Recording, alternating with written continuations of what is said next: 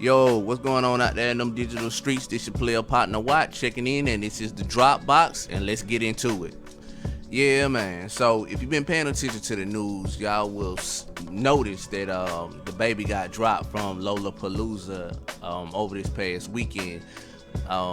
It came on the heels of his Rolling Loud performance and some of the comments that he made during that performance. I want to talk about it, man. And yeah, so what I want to discuss first is the way this situation is being handled. I did a show earlier last week where I spoke to, or I went into detail to explain some of the points T.I. was making in the video that he put up in regards to defending Dababy. And he was talking about homosexual people having more rights than heterosexual people, and I made a point that it's not so much about the rights as it is the power. You know, and this thing that's happening to Dababy right now in this very moment, I spoke on that on that episode of the Dropbox, and y'all can go back and listen to it and listen to what I said.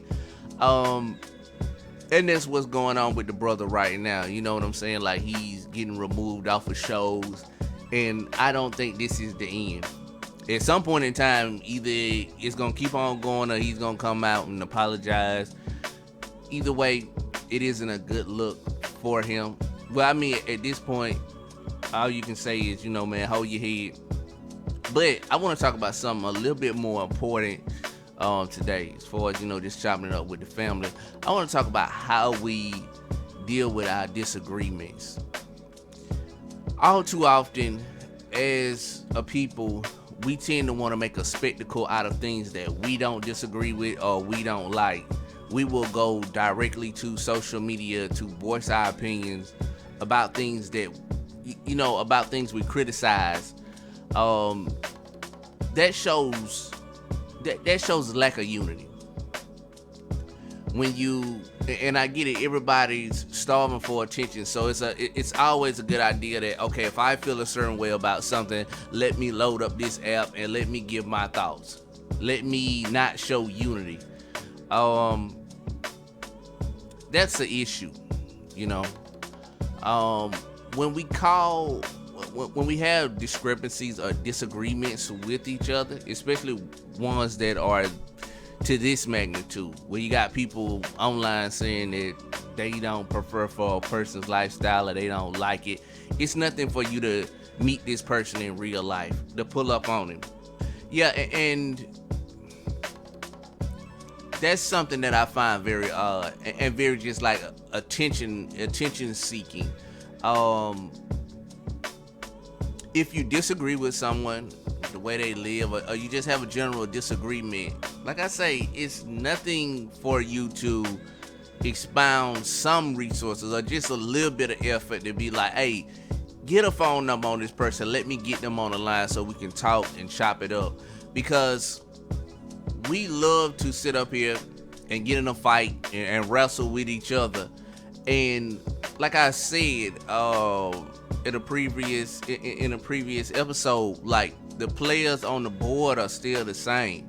So you have to understand that these things that you disagree with, these things that you see that come across your news feed and is in front of you, those things are paid for.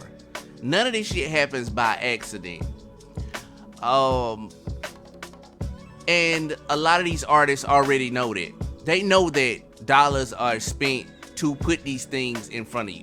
So these things, as the audience, the audience is always under the illusion that, this guy, he just blows up out of nowhere and he's a hot thing and he just made it here because he's hot. And if artists are under that same illusion, then you can see why these niggas don't never have no money when they leave the record industry.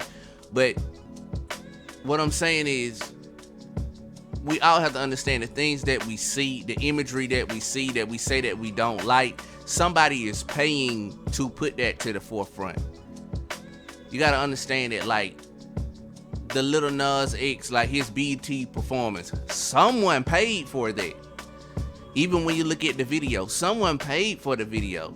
Even when you look at the video being pushed out to all of these different outlets, it's not so much so of a thing where someone is doing something sensational to get attention, because we know that even in the social media world, it's like a fly-by-night type of thing. It's a 24-hour thing. If somebody doing something sensational, it'll happen and it'll go away. For it to still be in your face this long, someone is paying for this. Even when you look at who's pulling these levers of power, and it ties back into what happened with Dababy. You know, somebody took him off of that not Rolling Loud, my bad. Someone took him off the Lollapalooza show. You know, all of these things operate on the Lord giveth and the Lord taketh away. And so the artists have to be very mindful to say that, okay, someone's giving you money to do something that's not cool. Let me holler at you. Let me reach out to you. And if niggas are so off code to the point where you can't reach out to them and you can't have a conversation to maybe rein them back in, or just at the very least let them understand that, hey bro, there's people out here that's displeased with the way that you're moving, then these niggas are off code. And if these niggas are off code, then these niggas are on their own. And that's not a good place to be. In this game, in the game of life, bro, you do need community. Community is very important to individual success. And I want to bring up an interesting point too, man. We have to understand that a lot of these artists and entertainers, they aren't of the community. When you look at a person that is of the community, you can see their wins in the community. Great example of this is the rapper Nipsey Hussle. If you look at Nip was an artist that he never had mainstream appeal. Most people knew who Nipsey was, but they couldn't really tell you a song that Nipsey made. But Nipsey was an artist. You know, he was at these award shows, he was out here, he was grinding, he was in the streets, and he had a lot of victories on the ground. And that's why a lot of his success and victories weren't talked about, because it came from the people, it came from the community. You know, the community lifted Nipsey up, man, and they really got behind him and they supported him and what he was doing, because he was really out there. And so even when you look at a lot of the statements that he made and how he dealt with things in his own personal life as a man, bro, it was just always a general level of respect there for people, and people always had respect for him. And that's why he was looked to as a champion in the community. And that's what I'm saying. Even now, we see too many artists and entertainers, they don't have that respect because they never had to actually go outside and get respect. They never actually had to go outside and get any wins. If you're an artist, show me how much your independent tape sold. Did you sell thousands of records without a label behind you? Versus you got a machine behind you and they'll blow you up and they'll hype you up and they'll make you huge, and then you turn around and you say something that goes against the machine, and then the Lord giveth and the Lord taketh away, as I said before.